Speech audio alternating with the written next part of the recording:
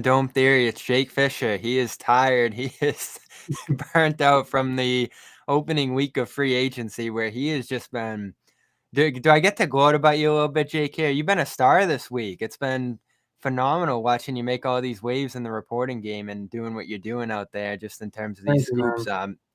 I was writing a little off-season guide over on my Patreon. If people want to go grab that Patreon, go ahead for my NBA coverage here. And I'm just going through all these different moves. I'm like, Fischer says this, Fischer says that, and you're getting a ton of scoops, man. So what's this week been like for you? Like, take people inside the 24/7 this past week of reporting and calling and texting. Like, what's the day-to-day been like the last week or two? Definitely not 24/7, but I've had about someone's popping into the comments right now. I've had about like 5 to 6 hours of sleep every night this week, so it's not a lot, it's not enough. But it's definitely not nothing. So it's not 24 hours, but yeah. I got lucky. I'll say on Monday, an agent friend reached out and wanted some intel about potential landing spots for his player. So that ended up giving me a bunch of connections to, keep providing insight to other people around the league. And, then more information comes back and I can share it with the first guy. And then, it's a never ending cycle once you kind of get that first little bit of intel that spreads around. So I know the commenters here are going to be hungry for more scoops. What are the Celtics doing? Blah, blah, blah, blah, blah. But I do want to start with your story a little bit because I have been following you for a while, back to your Globe days, me being here in Boston.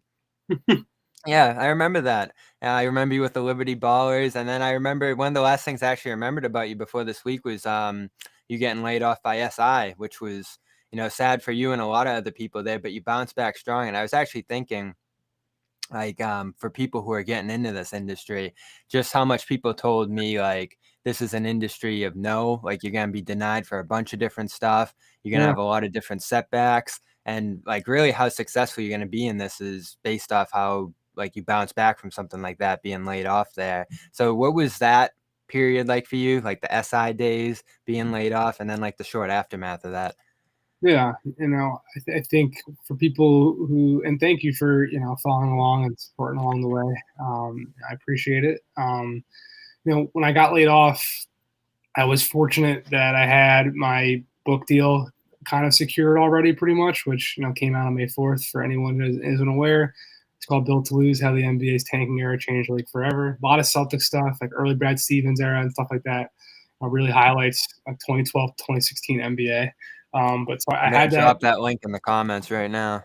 There you go. So I had that deal, and I was a feature reporter at SI. Like that's how I built my connections and relationships around the league primarily. Like I got to meet a lot of people who work for teams, who work for players, who just are around the league in some capacity. In a feature writing, like here's a cutesy story about a bunch of friends and some type of Miles Turner playing Legos, like stuff like that ended up, I got to meet a lot of people and they got to meet me, and it developed a lot of trust. And then I was freelancing for Bleacher Report the 2021 season, and 2020 2021, 2019 2020, and then last 2 years the COVID season, and sometime in like January, February of this year, my editor, Chris Trenchard at Bleacher Report, came to me and said, we love working with you, but we can't have the feature stuff anymore. We need rumors. And if you want to do that, we'd love to have you bring that to the table here. So that's kind of what, I focused on the last, 6 months. I mean, I was writing stuff like this all year long. If people want to go back through my author page on BR, like we wrote about the Magic getting ready to sell all their players at the trade deadline before they did. We wrote about, Kristaps Porzingis potentially becoming available at the trade deadline. We wrote about the Houston Rockets getting ready to sell and tank just like they did. So there's a bunch, and we wrote about Kyle Lowry like potentially being traded at the trade deadline very early in the season, and talked about his looming free agency. So it's the draft and free agency has just always been the biggest height of all this stuff, right? And the draft has been something that I've covered since 2013. Like that's how I got really my start. I was interning at Slam Magazine in New York, and there like wasn't that much for me to do. They kind of said like make this internship what you want it to be, And from there, I covered the draft and got to meet a lot of agents and players. And that was kind of my foray into the league in that regard before I started meeting people on the team side.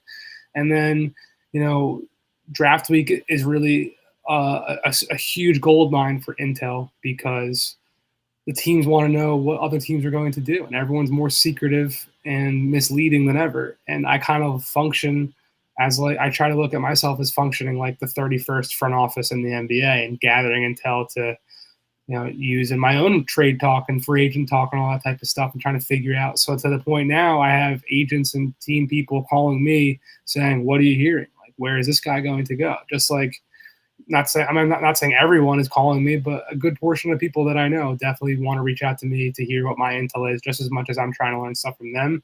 And I think, there's never been more right now based off of being in this rumor space, and that's kind of how I've been able to bring some stuff the last couple of weeks. He's Jake Fischer, read him at Bleacher Report. He's been at SI, like I mentioned, Liberty Ballers, Boston Globe, Slam. You said like before that SI layoff is when the book sort of came together. What really pushed you toward that? I know you wrote about like the experience you had been through during that time and meeting some of those early architects of the process and, the salary cap gurus who have entered front offices here and stuff like that, just along your way through the reporting here. But what made you, it's kind of an interesting topic, but an obscure one. Like what made you think like, all right, tanking, there's going to be a book about this, the lottery, the odds, the percentages, that kind of thing. Yeah, I mean, I'm from Philadelphia originally. I was covering Liberty Ballers, the Sixers at Liberty Ballers, like you mentioned. So, I mean, being with Slam, then I covered that 2013 draft. Sam Hinkie, dropped the bomb and traded Drew Holiday and started the process on draft night. The Celtics traded KG and Paul Pierce to Brooklyn the same night, that 2013 draft. People forget at Sam Hinkie started the process, and they were a very unpopular trade at the time too. Yeah. They were rebuilding and tanking for the 2014 draft class, just like the Sixers were. And being in school in Boston, I was at Northeastern, and then after that internship with Slam, I had a credential going to TD Garden. Like every night there was a game, I was there, and I was writing, fun little features back even then. Like I remember there was one time. Chandler Parsons, when he was with the Rockets, he had like a vicious pump fake, and I went up to him in the locker room and started asking him about his pump fake and did like a whole story just on that. And like he laughed about it and wanted to talk about it. Kevin McHale was the Rockets coach at the time. Like he laughed at me, like, "Why are you asking me about Chandler Parsons and his stupid pump fake?" But like that's the kind of stuff that made me stand out to some people because they knew I was actually like paying attention and like asking questions that weren't just, "So what'd you see out there? Talk about this." Like I actually am coming with an observation and a question about it, So so like being in Boston, being from Philly, covering those two teams, like when they came together, it felt like a Super Bowl of losing. And you also had Ryan McDonough in Phoenix and Rob Hennigan in Orlando and all these other analytical minded executives like Pete D'Alessandro in Sacramento and David Griffin in Cleveland. Like there was a moment at that time where all these analytical dudes come into power. It was kind of like an identity crisis around the league. A lot of the older basketball hoop heads, guys who played, they're like, "Who are these nerds coming up on our shores and storming our castle? Like, get the hell out of here, man." So that was a moment that I thought was so noteworthy, and it really was an undercurrent that was rippling throughout the league that I just wanted to encapsulate in a book. And kind of, again, the draft is where I got my start. So it's been pretty easy to it was easy to kind of just peel back the curtain so deeply from those three drafts, 2013, 2014, 2015, and then fill in all the backstory and the context, in between those and the people involved and the human interest stories that happened along the way. Yeah, so we could kick around all day, like the process and tanking and the merits and all that stuff, but the league did eventually change those odds. The last couple of years, it's been way more of a mixed bag at the bottom there. And it is interesting to me that you still see teams like Houston this past year and even the Knicks the year before that. I think the odds had changed at that point. Maybe not. Maybe that might have been the last year of the old odds. But the Knicks was the first year. The Knicks was the first year in 2019. All right. So there was the greatest example of all. These teams still feel like going to the bottom's worthwhile, even though I think it's just a 20 or not even 25% chance anymore. It's under that of getting that number one pick, even if you're the worst team in the league. So the Knicks fail. The Rockets did not get K'd this time around. Like, where's the thinking now on tanking, that process, the whole thing you wrote about here?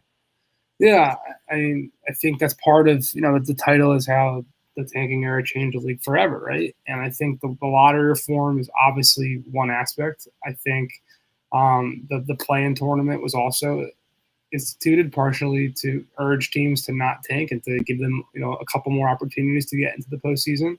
And I think a midseason tournament could play a factor in that as well.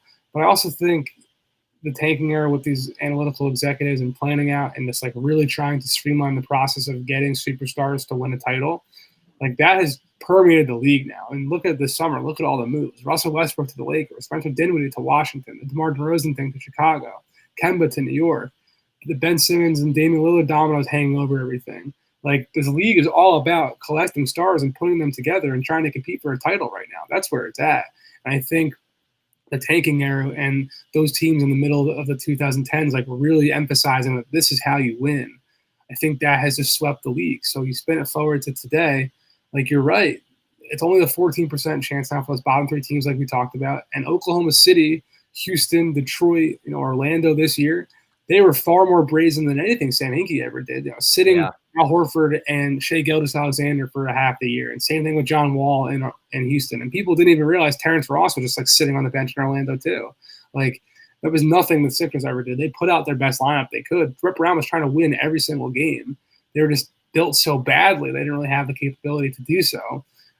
So I think tanking is alive and well because when you get someone like Jason Tatum or Jaylen Brown, if you just get Joel Embiid, if Cade turns out to be one of those guys too, then you're set for a decade plus of at least having a shot at being a contender. From there, it's about mixing and matching and adding those other all-stars like we've talked about. But I think the dividends are so obvious, even though the lottery is so hard and so much luck is involved.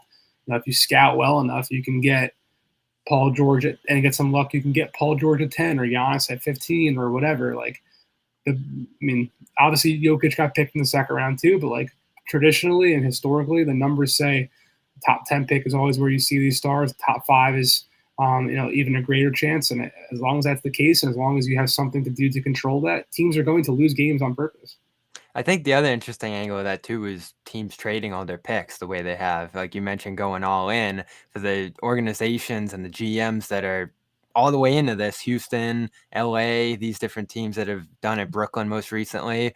Like they're just willing to, I know you can only trade on the off years. They try to get rid of trading all your picks into the future, but teams have pretty much gone the other way and saying, all right, we'll just do the pick swaps. So effectively, I know on our Garden Report program, I'm always like, you got to trade 7 picks to get this guy. You can't trade the 7 picks, but you do the pick swaps, and that's what teams have done.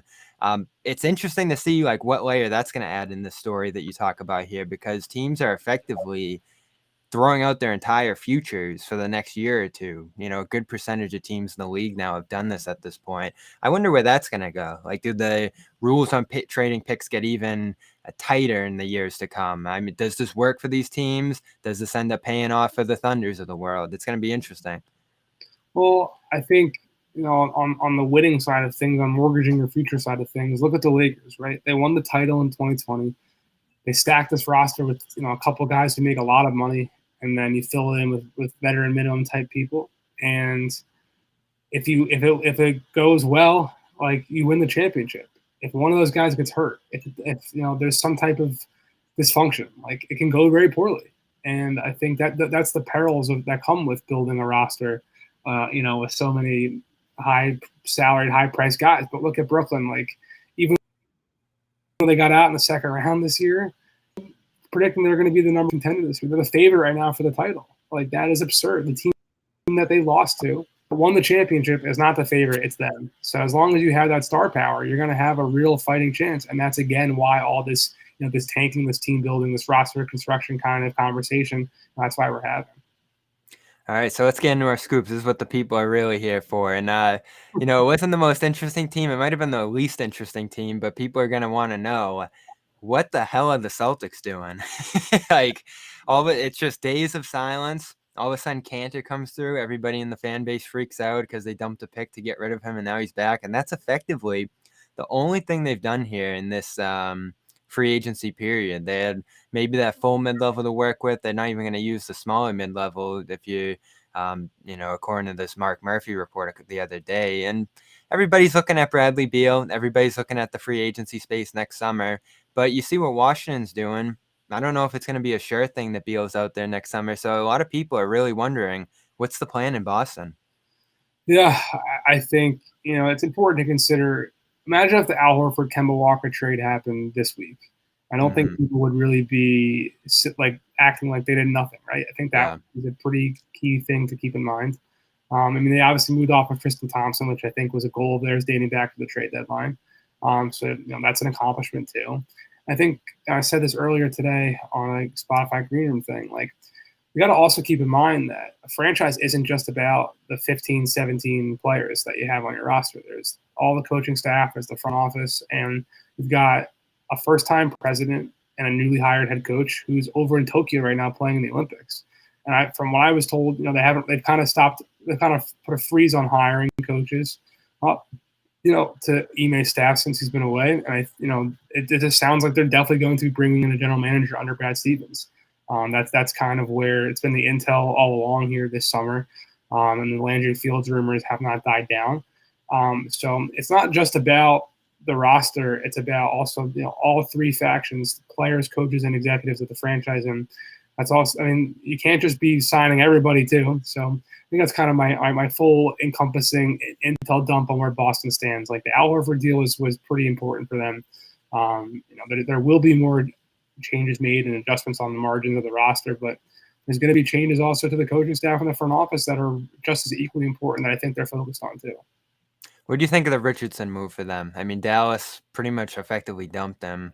They got Moses Brown back, which was pretty good. A lot of people love Moses Brown here in Boston, and they were bummed to see that. But Richardson, it's funny, you go back and look at the articles that were written about him a couple of years ago. He was one of the fastest rising second-round picks and prospects in this league with Miami, and then he just looked like a bad fit in Philly and then a really bad fit in Dallas that just didn't work at all last year. Is he going to be able to make a leap with this team, you think?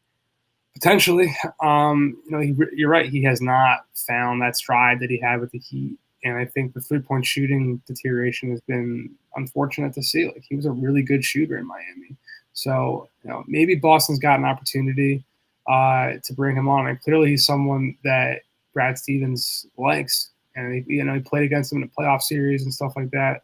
I know they were looking for wings. Like, I reported the Kyle Anderson concept too, because for days I've been hearing it's either Josh Richardson or Kyle Anderson, Josh Richardson or Kyle Anderson. So I felt that was noteworthy and at least enough to point out that they were clearly looking to bring in another wing, another starting caliber wing. And it just seems to be that Josh Richardson's the guy they got. And I think he's going to play a lot of minutes this year. Yeah. So if you factor in the Josh Richardson, Al Horford stuff into this offseason, they've done a couple of moves.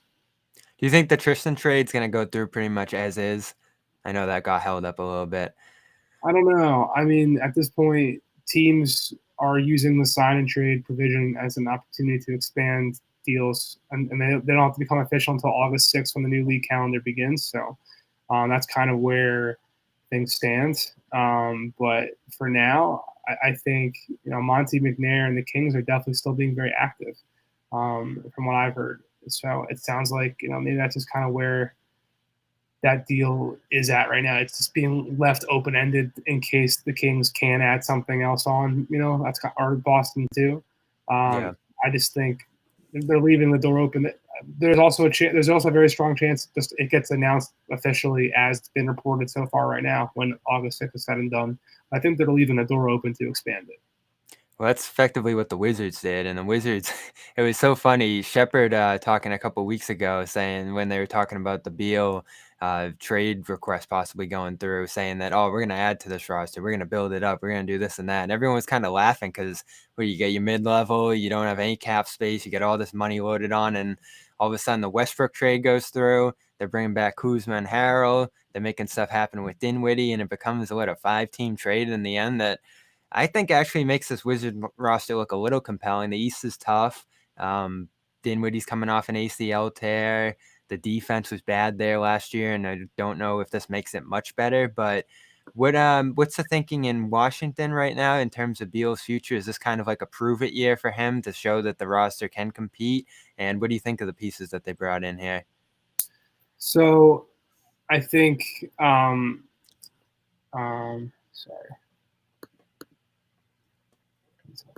Sorry, what team again? I got distracted. Wizards. Wizards. Yeah, I think the Wizards. You're right. The Bradley Beal trade request situation. I obviously reported that on that Saturday before the draft. Like his situation was being impacted by Russell Westbrook considering a trade too, and that's ultimately what happened. He requested a trade and got to the Lakers. So from there, it was pretty clear, and the messaging that Washington was sending and everyone around the league was hearing was Bradley Beal is not available for trade. He has not requested a trade, and while he's here, we're going to continue building around him and trying to build the best team we can. And they did that, I think, right now with Spencer Dinwiddie.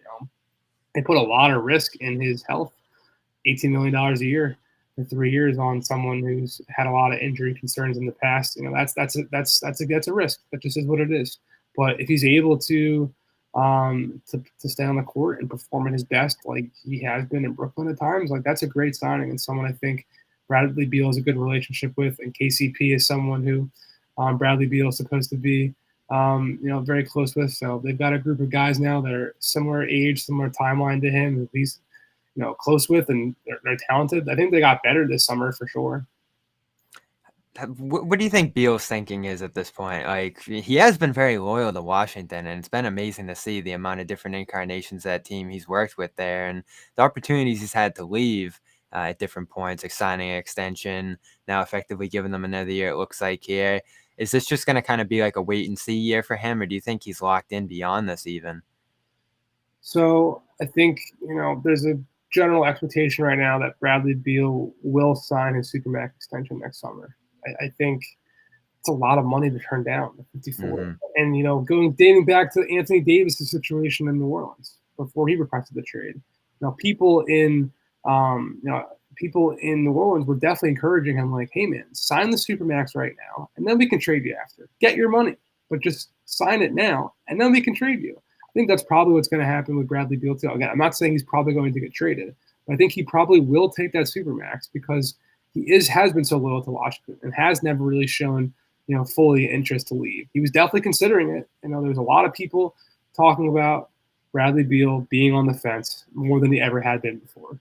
And that's why I felt it was necessary to report that, because I also really felt that the Russell Westbrook trade request was a real thing too, and look how that turned out, right? So I think where things stand right now, they're going to continue to hope that Bradley Beal stays happy and will be signing that Supermax, and then they'll reevaluate next summer. Two more teams I'm interested in, or two more moves I'm really interested here. Starting with the Bulls, Lonzo Ball. That was such an interesting fallout there. I have a million questions about that move. Like, why New Orleans wasn't more interested in keeping him. I know there were reports within the last few days that Zion was pretty close with them, but never really felt like the Pelicans wanted to keep Lonzo here. And then they did in my mind, a shaky sign and trade here where you bring back Satoransky, who's a good player. I like him. Garrett Temple, good player. I like him. They gave up a first to get Devontae Graham in there, and as part of like this big series array of moves here. But I was so confused all along why there just wasn't more interest in keeping him there. And I know Boston was kind of looped in on Ball too, but was it Chicago all along for Ball in his mind? Like he was just always dead set on Chicago? I think so. I think Chicago's been dead set on him. There was a lot of talk back at the trade deadline that they were close on a deal that would have brought Lonzo to Chicago. And I think he's an ideal fit next to Zach LaVine, especially when you consider Nikola Vucevic's own defensive deficiencies. Lonzo can guard 1 through 3. He doesn't need the ball in his hands in the half court. He can go stand in the corner happily and shoot 40% from 3. Like, that's a point guard I want my team. That's a point guard obviously Chicago wanted, offering $485, I think is the final number right out of the gate. The fear for them the whole time was just, would New Orleans match? And I think New Orleans did a good job of holding the Bulls' feet to the fire and getting some picks back. I mean, by all accounts, I really like Thomas Satoransky. Maybe Thomas Satoransky is even New Orleans' starting point guard this year. Like, I don't know. It could be.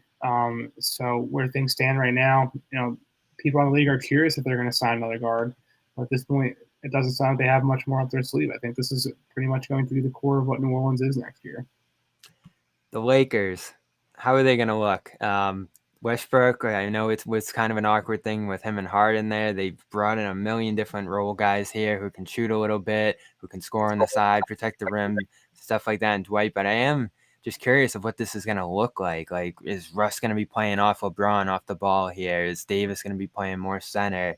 I know you wrote about a guy like Kendrick Nunn, who I'm really curious how he's going to look when he ends up in this situation here after kind of getting cast off by Miami after a few awkward seasons. He really looked good, before the playoffs 2 years ago, and then had a decent season this last year. So that's an interesting one for me. And then Malik Monk's kind of in the same place out there. Showed a ton of promise at certain points in Charlotte, but effectively just got cast off, and now he's in a prove-it deal in LA. Prove-it deal in LA. It's a interesting mix out there because this could either be a runaway championship team or a team that really just struggles to fit its different parts together when you think of Westbrook's fit out there. Why did they get away from the old championship core of 2020? I know they had already lost some pieces from that in the year that followed toward this Russell Westbrook-centric core. Well, I think going into the 2020-2021 season, the Lakers clearly showed that they wanted to find someone who could be a primary creator instead of LeBron. LeBron is getting older, right? And I think he's obviously only getting older. He's got a birthday coming up, in December, right? And I think also with Anthony Davis's injury history, like they need someone else who can create. And that was the goal with Dennis Schroeder at the time. They definitely wanted Dennis Schroeder to be this Russell Westbrook figure that they really wanted to go out and get this summer. From what I was told now the last couple of days, like I don't think that 484 Lakers offer was even like a hard offer. I think they were just having that early conversation when Schroeder first got traded and said, this is what we're kind of thinking here. And I don't think the conversation really got that far. I think they kind of turned it down before it even got to being a legitimate offer. But that shows what the Lakers' belief was at the time. They thought Dennis Schroeder was going to be someone worth that money, and around with the Lakers for a long time. He had just come off like a 6th man of the year type year, right? Does he even fit on this roster now? I'm saying at this point, I don't think so. And I think he didn't during the season. That's why they really were set out on.